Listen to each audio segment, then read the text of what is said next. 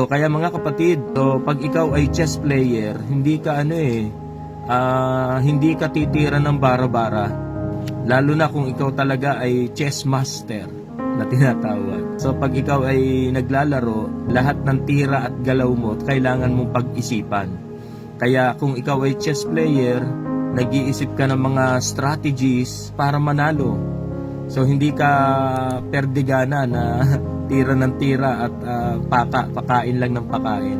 Hindi po ganon mga kapatid. So sa larong chess, kailangan mong magplano at kailangan mong bumuo ng strategy para manalo. Hallelujah. Kaya mga kapatid, kung may plano ang Diyos sa atin na mabuting bagay, buhay na ganap at kasiyasiya ang plano ng Panginoon sa atin, pero ang kaaway may plano rin po sa atin to kill, to steal, and to destroy.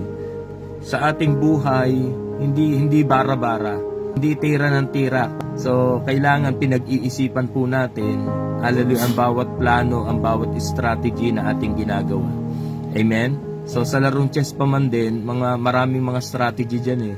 Pag ang kalaban mo sa chess ay magaling, maraming alam na strategy, meron pang mga may mga 3 moves, mate ka na, mga 4 moves, mate na agad. Hallelujah.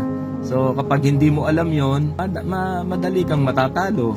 Amen? Kasi wala kang alam sa strategy, hindi mo inaalam yung mga strategiya. Kaya mga kapatid, napakahalaga na meron tayong alam at lagi natin planuhin, hallelujah, ang bawat hakbang na ating gagawin. O napakaganda na ang bawat plano natin ay laging kasama ang Diyos.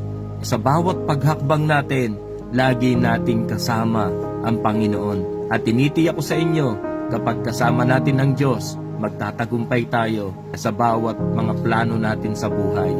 Lumakad tayo, nakasama ang Panginoon, at sa dulo niyan, pagtatagumpay. Purihin ang pangalan ng Panginoon.